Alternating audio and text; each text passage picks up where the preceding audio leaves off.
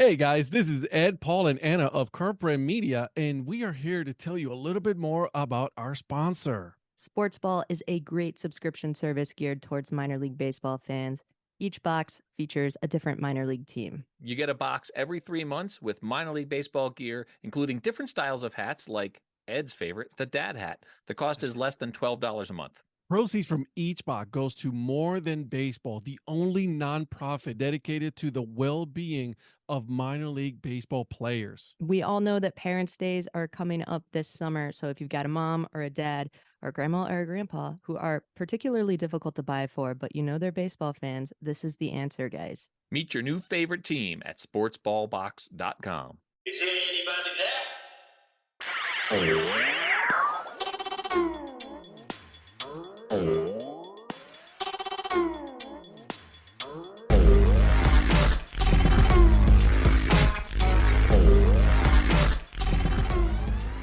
I knew of the Appy League. I knew they were a really good league, powered by the MLB.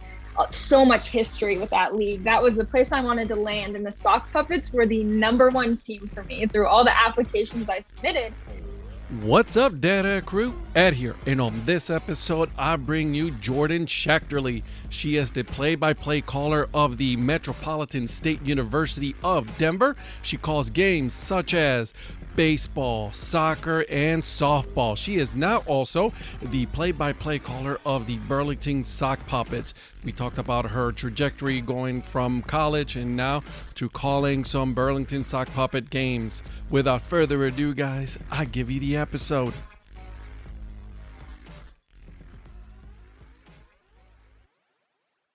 All right. Well, I want to welcome you guys to yet another episode of the Data Chronicles. My name is Ed, and with me today, I have the new voice of my team in the Appalachian League, the Sock Puppets, Jordan Schachterle. How are you doing? I am doing great. How are you? Fantabulous. You know, the weather in here in North Carolina today is wonderful. You know, the wife and I, we took our daughter to a walk. So fun stuff. Love it. Okay. Are you ready for my very tough questions? I am so ready. All right. It's very simple. Tell me, growing up, what was that moment in which you became a fan of baseball? So for me, I was always involved in sports, always around sports growing up. My family has season tickets to the Broncos, so I was going to football games since I was 3 years old, kind of watched with everything. I played softball growing up as well. But for me, baseball really started when I was in about middle school. I'd always watched the Rockies some, but wasn't really 100% into it. So I decided it was time. I was going to pick a favorite player and go all in on them. And so I made a pretty good pick. Nolan Arenado was going to be my favorite player. So he still is to this day. I followed him over to the Cardinals now. But so I started watching him, started watching every single Rockies game every day. My whole family got into it. So the more I watched, the more I just fell in love with baseball, and it just keeps going up for me. You know what? You're right. You did pick a pretty good player. I mean, he is pretty good. So congratulations on that. I know, right? Somebody told me I should be in scouting if I picked Nolan as my favorite player. Yeah, that young, absolutely. Good job for you. That's what you should be doing. You're going to be involved in baseball no matter what. So that's great. So you said you played softball growing up as well? I did. Yeah. So I played since I started T-ball, and I played competitive softball, like travel ball, through my freshman year of high school, and then just played just like high school ball through high school. So always playing softball. And you now that you're in college, you didn't no playing there?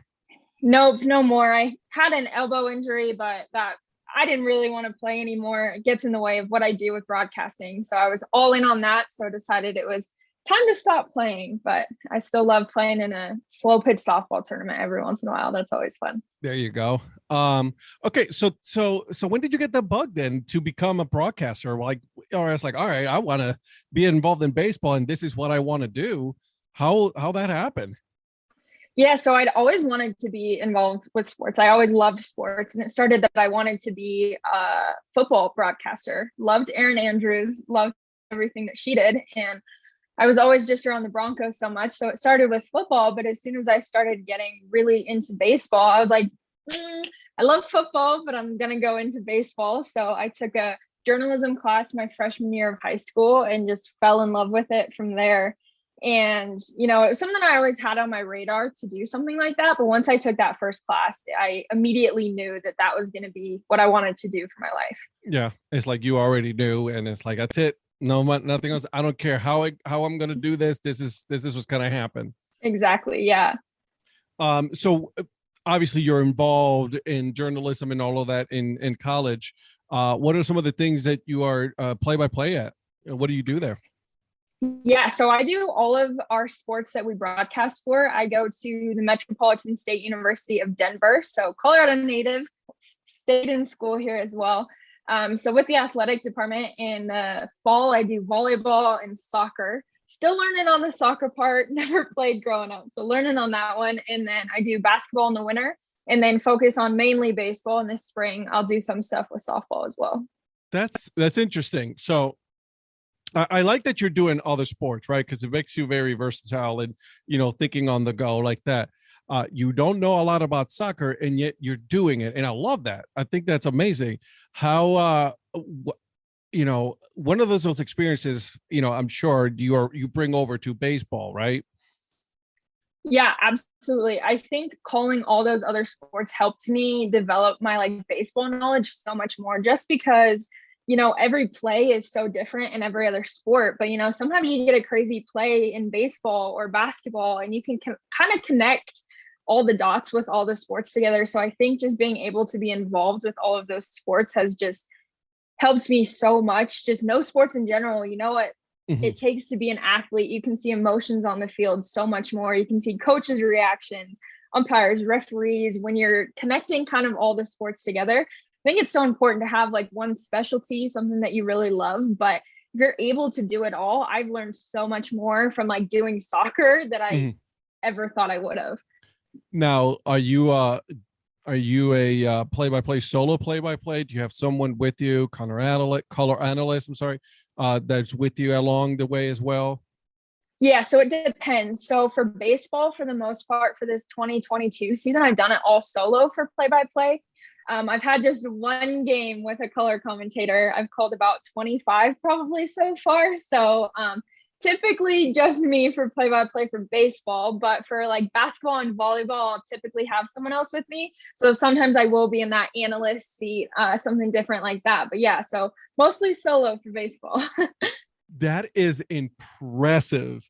Thank You're you. solo. Oh my God. Listen, I give people a lot of credit for being a solo play-by-play, because that is 9 innings that you have to be on the go the whole time.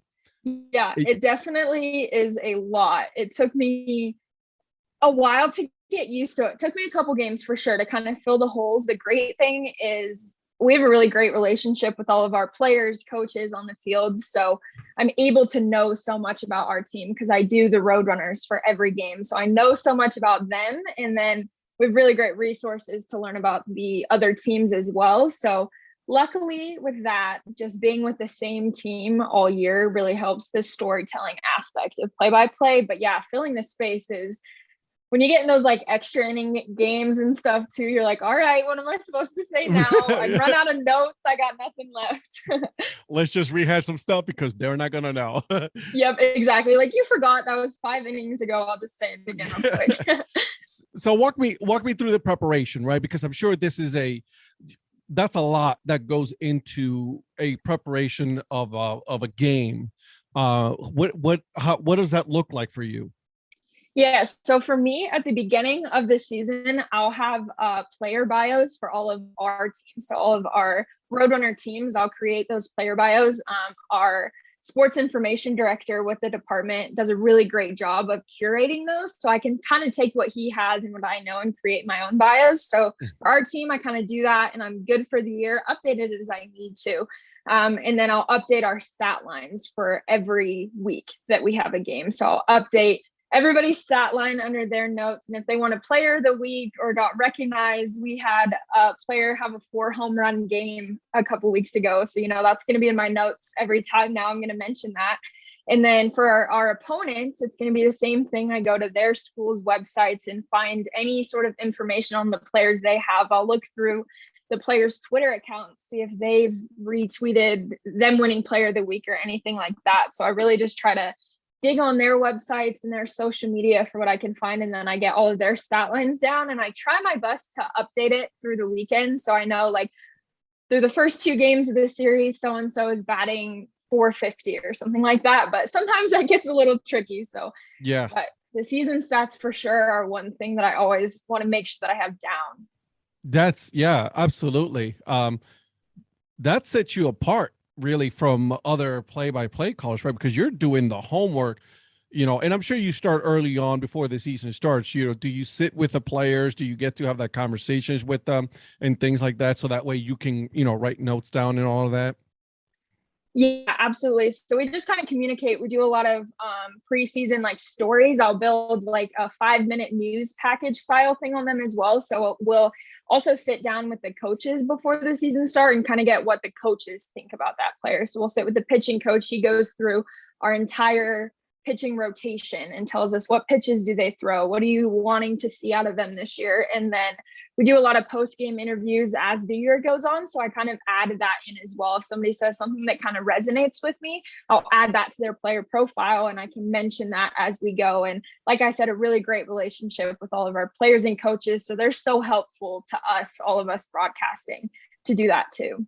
I was just going to ask you that relationship between, your department, the players, the coaches and all that has to be something that you guys are in constant communications, you guys, supporting each other, because you look good, they look good, they look good, you look good. It's a good thing, right? Yeah, absolutely. And that has been built at MSU Denver for a really long time. I think my boss, who is my broadcasting director, Eric Lansing, is so amazing. He has helped me so much, but he has been able to build that with all of our coaches and players. And they all know that we're putting in the good work to bring good broadcasts and good content and good interviews. So it's really great that that was built as I've come in, but I've also tried to help build it as much as I can myself. I have a little bit of like an upper hand because I am peers with all of our athletes. Some of them are in my classes. They live at the same apartment complex as me. So I'm able to talk to them in the way that, I'm the same age as you, like we're friends with each other, but also as from a broadcaster standpoint. So I've really tried to build those one-on-one relationships with people because when they're comfortable with the media person you're talking to, I think you're so much more open and you just get better content from them. Oh, I completely agree, right? If you're someone who is just like very separated from that and you keep it all professional all the time, it could get a little dull and you're not going to get the good information that you're able to later on use during your broadcast. So I completely agree. That's amazing. Yeah. I'm totally impressed. I'm not going to lie to you. This is impressive. Like thank you. The preparation that goes into this. I mean, even for me, I don't even do a quarter of what you do, on a daily basis. So good for you. So you're going through the season. How did you apply to be a broadcaster in the Appalachian League? How that happened? Yeah, so I started in November, December time, just looking for an internship. So last summer, I worked for the Mile High Collegiate Baseball League, which is a little bit of a smaller league. It's just in the northern Colorado Front Range area.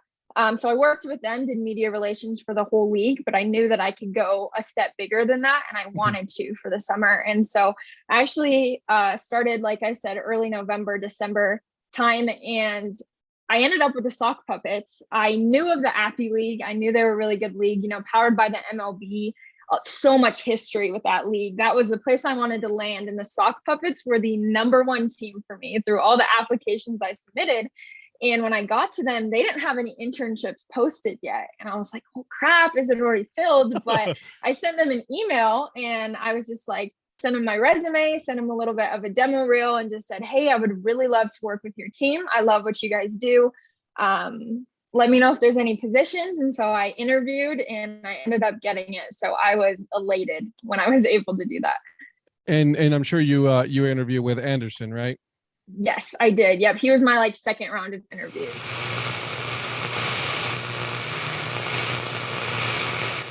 stopped this podcast just to bring you another interview within the interview. I know, it's kind of crazy. But anyways, this is Anderson Rathbun of the Sock Puppets, the general manager of the Sock Puppets. I sat down with him really quick just to bring you a little bit of background on the interview with Jordan and how she did and all that good stuff. Obviously, she did good because she got the job and she's working with them. So, yeah. But here's the interview. Enjoy.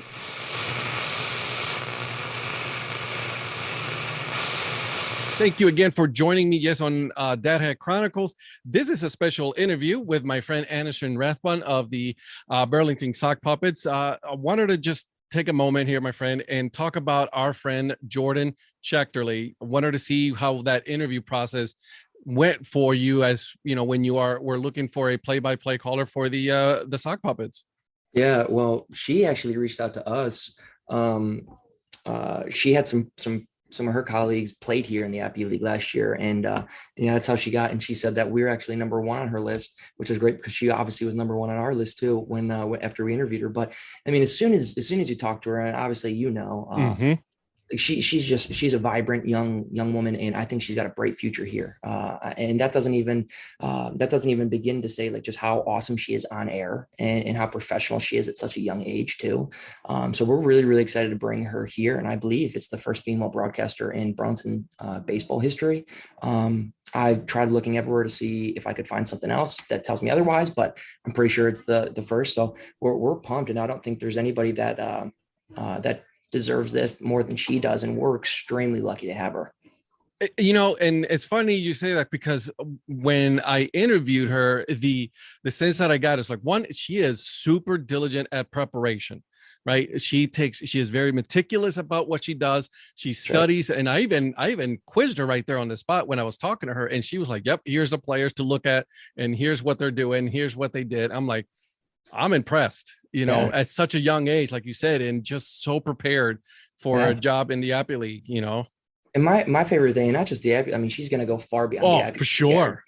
So we're lucky. Hopefully we get her for at least a year. So, but the thing that I love most about her, and what got me so sold on her as our broadcaster, is the fact that she is, well, one, very, very well spoken, but on top of that, she is, I don't want to say different in the sense of like she's not a broadcaster, like she's a traditional broadcaster, but she's not afraid to push boundaries. She's not afraid to put some energy into the broadcast, which is obviously huge at this level, right? Like it's not just calling a game, it's painting a picture, right? Like I always tell everybody when I'm coming in here, everybody wants to be Vin Scully, but they just call a game. Vin Scully was left and right telling stories pretty much the entire broadcast, and it's just fun to listen to. And I think that's what Jordan's going to bring. She's going to bring a lot of energy. She's already done a lot of due diligence and a lot of homework on some of the players that we have on our roster from the preseason. So we're just pumped. She's very, very hard working. She really wants to go far in this industry, and I think she will. I think so too. I truly believe that she will. We were just talking, and I believe she said she was going to be flying solo for most of the year, calling the games. Yep. And to do that, right, to do a 9-inning game, that's right, by yourself, not easy. It is not, right? Usually that's why you have someone with you, a color commentator, to make the conversation go. But like it takes a separate amount of level of skills to do that solo, and I'm super impressed. So and in as many games too. Like I prepared for a week or a month, I might be able to do 1 9-game right, maybe, probably not, but to do it, I mean, she's going to be doing every single home game, so to do it 29 times it's tough. It really, really is tough, and it's not an easy gig, but it's I think a position for her that's going to be great to really grow her, because she hasn't had the experience of being a solo caller yet, as far as to my knowledge, but she has a lot of experience already being on air as a color commentator, as a play-by-play with somebody else. So I'm just really, really pumped. I'm really pumped and excited for her. Right. And that's what I got. And then, she told us like, oh, you can come and, do a full game with me. I'm like, I'll do maybe half an inning or an inning, and that's about it. Cause that's a lot of work, and I think I would fumble through all of that. Jordan in the dad hat. I mean, I think that's got the making of some primetime TV right there. I think, hey, we might just do some live streaming or something. I think it'll be fun. Yes, there we go. There you go. So I love it. But like I said, I just really wanted to get you in and just really get your input when it comes to her and that interview process, because I'm sure that was a lengthy process that you guys put her through in order to be considered and then hired as the play-by-play caller.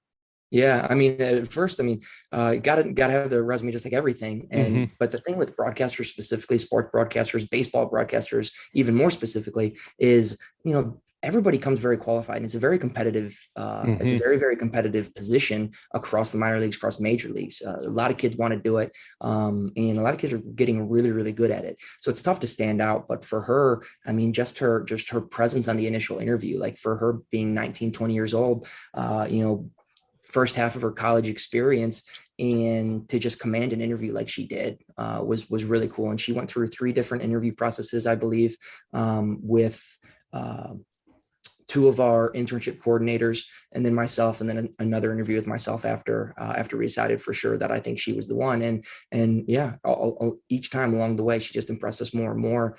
And now she's here in town. She got here last week, and she's full steam ahead. She's recreating our media guide template. She's working on content with one of our content interns.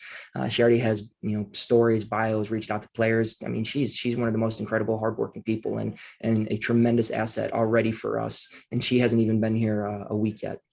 That's impressive. And so it sounds like you absolutely made the right choice. And I'll be over there. I'm definitely going to be getting in the booth with her. But yeah, I'm impressed. I'm impressed. And then I'm glad that, she got the opportunity, because when I interviewed it, I told my wife right away, I was like, I am very impressed about, not just her age, but the level of preparation. And that goes a long way. Yeah. I'm excited for her this summer, and I'm very, very excited that we get to be one of the stops on her journey to success. Because my gosh, it's going to be fun to see where she goes. Absolutely, totally agree. And I just hope she doesn't forget us. Right, she won't. I mean, how can you forget the sock puppets? Come on, that's now. Right. Anderson, thank you so much, my friend. I appreciate that. Thank you for doing this, and then we will see each other pretty soon, my friend. Yep. See you, Ed. All right, now that we got some background on the interview process with Jordan, let's get back to the interview with Jordan. Yep, he was my second round of interviews. Yeah, good dude. I met him, and I mean, I cannot say anything bad about the guy. He's a class act. Plus, he's a fellow Ohio kid, so why not? Yeah, I'm so excited to work with him and the whole crew with the sock puppets for the summer. I head out there in little less than 2 weeks, and I am ready to go, ready to get started. I was just gonna say, it's like it's coming up. It's getting close. I know this semester flew by. I'm calling the last weekend of regular season baseball this weekend. I'm like, how did it end? But then I'm so excited to get to North Carolina and get to work with the sock puppets. You end with school, but it's like right back into it again. Yep. Have you started doing your homework for that team? Contacting them, seeing who's playing and all that?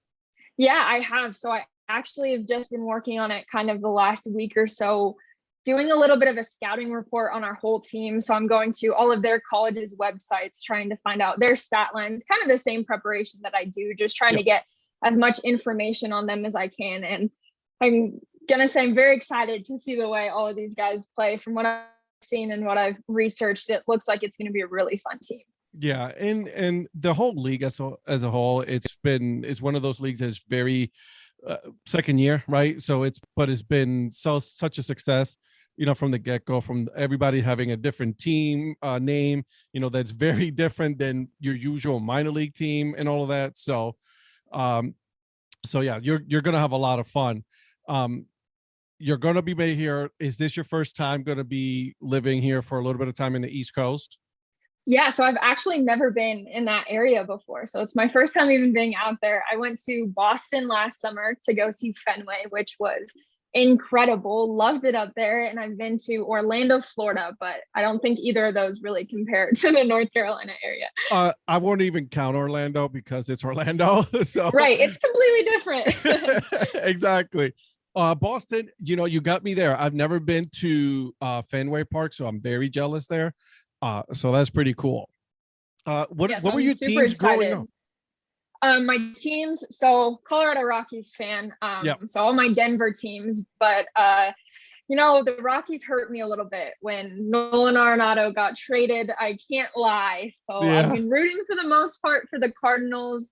the last year or so, but I still have some love for the Rockies, but a little mad at them right now. And dream team to work for is going to be the Red Sox. After I saw Fenway and just saw that, just the history behind that team, I would absolutely love to be on their broadcast team someday. But told myself I'm gonna have favorite players for now until a team hires me at some point in my life, and then they can be my favorite team. I like it. I like that. That's smart. Let's just root for the player, and then we worry about the team later on. Yeah, root for my fantasy team. That's what I'll root for. I was just going to ask you that because I think there has been, and in football, right, there's been this shift for the most part where a lot of the younger generations are now rooting for players. Let's be honest, fantasy football and gambling has really taken over where they don't root too much as much for the team more than the player. Do you think that there is that same shift in baseball right now, or is that something that's just you're off? I think like fantasy baseball definitely doesn't have as much of a hold on fans as fantasy football does. You're having to update your lineups every day for 162 games. It's a lot. But I think a lot of people really enjoy just the young faces that are in baseball right now. Like I love watching Ronald Acuna play for the Braves. Players like that, Shohei Ohtani, I'm going to watch him with the Angels. I'm going to watch these players. So I think a lot of people love those big names and they're going to root for them. I think you always have a hometown team deep down, but if you can watch any of these players and just get to experience what they're doing, because I think there's so much talent in MLB right now that it is like, you just want to be able to see that. This is unseen things that are happening in baseball right now. You're absolutely right. Obviously I concentrate mostly on my league, right? That's what I do. But I think you're correct on something is that, there's so many good players. I'm a Guardians fan, and let me tell you, there's nothing more that I would love to see. It's just, I love watching Shohei Ohtani. He is impressive. Like what he does is unreal. I mean, I don't think I've ever seen anything like that. And you're right. Watching him, and I'm like, they were playing against my team, and I'm like, dude, get a home run because I want to see that swing. Yeah, like just please do it. It's okay. You can do it against us. I'll get over it as early in the season. We're good. Don't worry about that. It's one game. It's fine. But you're right. I think that, more people are looking to root for a player and follow their trajectory. Then yes, you still root for the team, but there's not it's more of the player. Chaz Chisholm in Miami. I mean, that kid is impressive. Yeah. Love watching him too. Yeah. So do you find yourself sometimes doing, play-by-play, watching a baseball game? I definitely, the more that I've done it, the more that I listen like very closely to what play-by-play people do. So, I'll have like little pet peeves and stuff as I'm watching it, which there are so many great broadcasters in the league right now. And I think the biggest thing is I just try and learn from them every game that I watch, trying to listen. I don't want to steal all their catchphrases and stuff, but I just want to listen to the way that they're calling the game. So I think that in my mind, I kind of think of like, what would I have said in that situation? What would have been my call on that play? So I definitely try and listen and learn as much as I can, because they're the best in the game. They've got that job for a reason. At that level, I've watched a lot of college baseball this year as well. A lot of great broadcasters for college too. I'll throw on some minor league games every once in a while. And the biggest thing is just, what did they do to get to that position, and what can I do, and how can I make that my own? So I definitely think I kind of analyze that and say, what would I have said in that situation? Do you have a certain number of broadcasters that you particularly pay more attention to, whether it's any sport? I'm sure you follow other sports as well, and you follow certain broadcasters. Is that something that you have a list of, and you model your way that you do things? I definitely do. I really like, all of the traditional people that have been around the game for 20 plus years. I love that. But I also have loved seeing new faces break into broadcasting. As a Rockies fan, Jenny Kavnar has been one of my biggest people that I look up to. She was one of the first women to call play-by-play for an MLB game, and she does it a lot for the Rockies. And I think that she's done really great things. So she's definitely one that I gravitate to a lot, just being a woman as well in baseball in a similar situation as me, I can relate to her a lot. So she has definitely been the number one that I love to learn and listen to. And she still does the down in the dugout and pre and post game show. And she really just has such a great rounded out just skill set and that she uses. So she definitely has been my number one, but I definitely gravitate towards certain broadcasts. If there's 4 games on at once, I'm going to pick who maybe my favorite broadcaster is over a team for sure. Absolutely. And then do you follow any other sport and do the same thing as well, like football and basketball, all of that?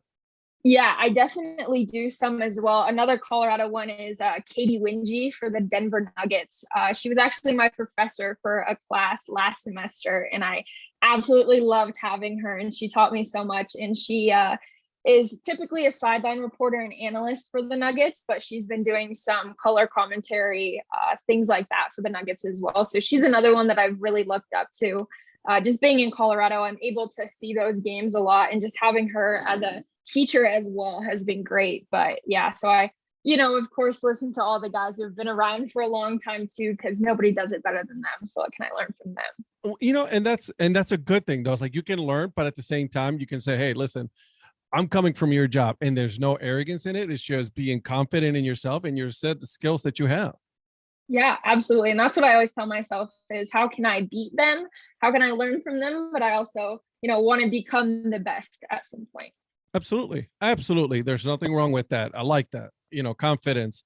So what are you looking most forward to when you are, here in North Carolina, as far as the Appalachian League? What's the one thing that you're looking forward to when you're calling those games? Yeah, I'm so excited to see how the team comes together. I think summer ball is such a special thing that you're taking players from all across the country that play at really high levels. Some of the best players in baseball and college baseball are coming to play in the Appy League. And I'm very excited to be able to see the team come together and be the one that gets to tell their story. To see how all the players relate to each other and just see how they work together. They're coming from all different places. This is the first time that they're stepping on a field together. And so I'm really excited to see how that progresses over the year and how I'm able to tell the story of them doing that. And, interviewing those players one-on-one, I'm hoping to sit down with each and every one before the season starts and just get a really good grasp of that and just be able to tell their stories. Because I think that is so much fun to be able to tell a story. And there are 35 separate stories when you're looking at a summer league team. And so how do those all merge together? I'm really excited to be able to tell that and to bring that to people at home. All right. So I'm going to put you on the spot because you've been doing your scouting report here, right? Yeah. On your team, what's one player that you're keeping your eye on this summer, or at least at the beginning of the season for this team? Yeah. So Shea Sprague, he pitches for Elon baseball, so very close to Burlington. I can pull up my document here and tell you his full stat line, but yes, he has been so impressive this year for the Sock Puppets. So let me read this.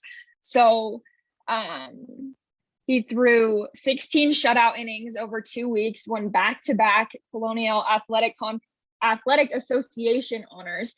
So he's a lefty in the starting rotation for the Phoenix now. So he has been really amazing. I've been able to tune into a couple Elon games when he's thrown as well to kind of get a little bit of an extra scouting report, but he's got a 1.43 ERA in 44 innings, and he's only walked 8 batters, struck out 32. So I'm super excited to see him for sure. That's impressive. Yeah, absolutely.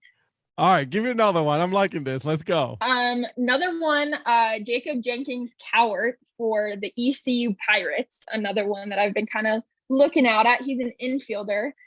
He's batting .333 right now. Just a freshman, but he started in 42 games for ECU, who is a pretty big baseball team, a name in Division I. So I'm really excited to see him. He looks like a little bit of a flashy player too, which I always love to see. So excited for that. Another one, Carlos Pena for Missouri.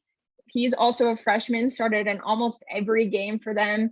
He's got a ton of RBI, extra base hits. He's in the outfield. Also looks like he can make a ton of plays in the outfield. So excited to watch those guys for sure. That is impressive. Good for you. This is amazing. I'm going to be watching a lot of Burlington Sock Puppets. Hopefully I'll be there for the home opener because, like I said, that's my team. And you're right. This is a very impressive team. You know, obviously, I'm just looking at what I see right now. You've done your homework. You know, going into their college website, their Twitter. That's impressive. You know, that takes a lot of times. Where do you find time to sleep, to eat, and to do homework and all of that? Yeah, so I have very little time for that, but definitely my all my professors at MSU Denver are really great about knowing that students work. The whole university is really great about that, knowing that people have things to do. So, we have pretty large timelines for when assignments need to get done. So I'm able to usually try and knock out all my assignments at the beginning of the week. Then I have games that weekend for our athletics. Then I'll start my prep for that. And then this last month or so, I've been sprinkling in sock puppet stuff as much as possible. So got a few stories, press releases cooking up right now that'll be coming out pretty soon. We'll have the full roster rundown, like a little college season update coming out pretty soon. We also have our first female bench coach in Appy League history that is coming to work for the sock puppets. So really excited to tell that story as well. That's good for you. That's amazing. Yeah. So let me ask you, do you travel with your college team? You know, do you travel and then do your broadcasting from there as well?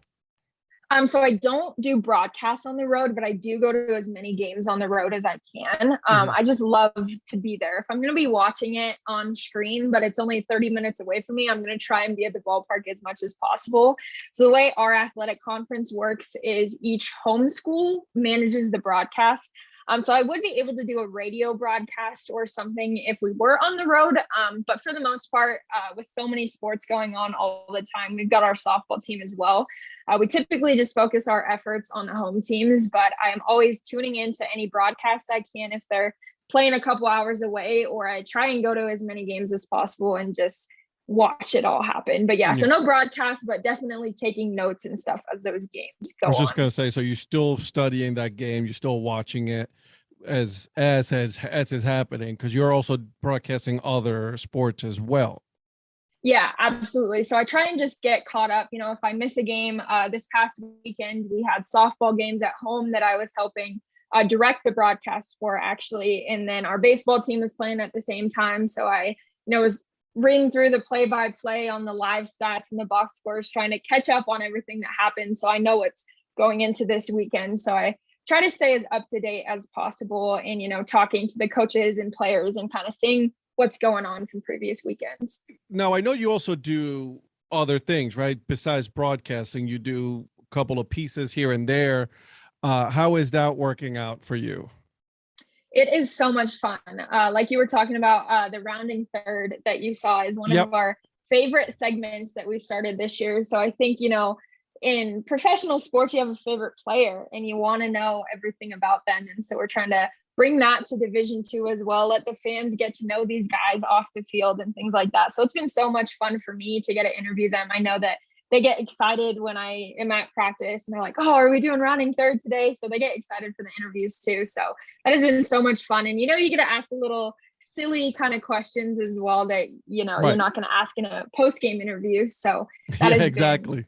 Right. So you get to know them, you build that relationship with them as well. So that has been a ton of fun to get to do those kind of extra things. And they're fun. A couple of minutes, you post it on Instagram, on Twitter and all that. And then you get to, see someone enjoy those videos. I love doing those. So I think that's a perfect segue for our famous, not so famous questions, actually, that I do here. Let's do it on my podcast. I'll start easy. Okay. All right. So, you go to the ballpark. What is the food or drink of choice that you go to when you are at the ballpark? Oh, I'm getting a hot dog every time. You cannot beat a hot dog at the ballpark. And, my favorite soda is Dr. Pepper, but they don't have that all ballpark. So I'll go with a Coke or a Pepsi if I'm there. Here's a Pepsi in North Carolina. So stick with there that. Pepsi was created here in North Carolina, so you should drink Pepsi. Go with Pepsi. Got it. All right. Okay. Let's take a look here. How many chickens do you think it'll take to carry an elephant? I would think it's a couple thousand chickens. I got, we're going to lose a couple of them along the way. So. Oh yeah, absolutely. So you got to have enough like in the backup to fill exactly. In the bullpen. What's your spirit animal? Ooh, that's a good question. I'd love to say some sort of like wild cat, like a jaguar or something. I want to be. I like it. Cool, like a jaguar. They're always cool, something like that. But they're kind of like calm too. So mix of both. There you go. Okay. Let's see here. Which one would you prefer to have as roommate? A goat or a cat? A cat, for sure. I don't trust cats. I don't. No. Nope. See, don't trust them. I've always had cats growing up, so I'm always friends with cats. I'm allergic to cat. So, all right. So I'll give you a different one then. A goat or a miniature horse. Ooh. I'm going to go with the horse. I feel like the goat would be too loud. Like in the middle of the night, just making sounds like at 2 a.m. Like I feel like the horse would kind of just go to sleep. There it is. Okay. Which is the most boring sport? Ooh. Soccer, absolutely. I can't say that I'm a soccer fan. I can't. I just, people say baseball is boring, but I will take it to my grave that baseball is the most exciting sport. Completely agree. I completely agree. Okay. Which Disney princess do you think would be the best spy? Ooh. That's a good question. Maybe Rapunzel. Rapunzel's always like curious about everything, so I feel like she would be. And she carries that cast iron skillet with her. Yeah, so if somebody was gonna mess with her, she could take care of them. As you can tell, I have a 3-year-old daughter, so we've watched all our princesses here. So I'm up to date on Disney princess here. What superhero or villain would you think would make the best therapist? Best therapist. Captain America. He's a nice Steve guy, Rogers. though. Yeah, he just listens there. I was like, okay. Yeah, I feel like, like he helps Bucky out through his whole journey. I feel like he could help somebody else out too. You're right. You're absolutely right. Okay. Which fictional character do you think you're most like? So I would love to say it's like a superhero too. But fictional character, one of my favorite movies is Trouble with the Curve. I can't remember her name, but Amy Adams in that movie. She's like a big baseball fan. So I'm going to say I'm like Amy Adams in Trouble with the Curve. That's a good one. Yeah, I love that movie. Great movie. So good. So good. All right, one more and then we'll get you out of here. Let's see here. What instrument do you think is the most annoying instrument? Ooh. Probably drums. Like if you're in the same room as drums, like they sound great in music, but if you're right next to drums, too loud. Especially if you give a 6-year-old exactly, you just forget it. It's over. I'm breaking the drums because I can't hear it. Absolutely. I want to thank you for doing this. This has been a lot of fun. Where can people find you on social media? Yeah, so you can find me on Instagram, Twitter, TikTok, all of that. My Twitter handle is JO Schachterle. I can spell that out if you want me to. I'll put it on the notes, so don't you worry. Perfect. And then that's the same on TikTok. And then my Instagram is jordan.schachterle. So I try to share everything that I'm doing as much as possible, especially on Twitter. So I love what I do. I love sharing it with as many people as I can. Perfect. Love it. And then I look forward to meeting you when we are up there in Sock Puppet Country. I will warn you. I will try to go up on the booth and then be the color commentator for like maybe half an inning or so. Oh, I would love that. Absolutely. All right. Perfect. Again, Jordan, thank you so much and good luck to you. We'll see you here in North Carolina soon. Yeah. Thank you so much for having me. Anytime. I hope you guys enjoyed that episode with Jordan. Now, make sure you guys are following her on social media. I have this feeling that she is going to be doing a lot of great things in the future. Now, before I go, though, make sure you guys are subscribed to this podcast. Give it 5 stars so that way I go up on the rankings, more people get to listen to this, okay? And If you are not aware already, make sure you guys go on baseballbarbecue.com/dadhat and use code DAD20 to get 20% off on all your barbecue grilling needs. And until then, guys, keep on grinding and always support the minor leagues. See ya.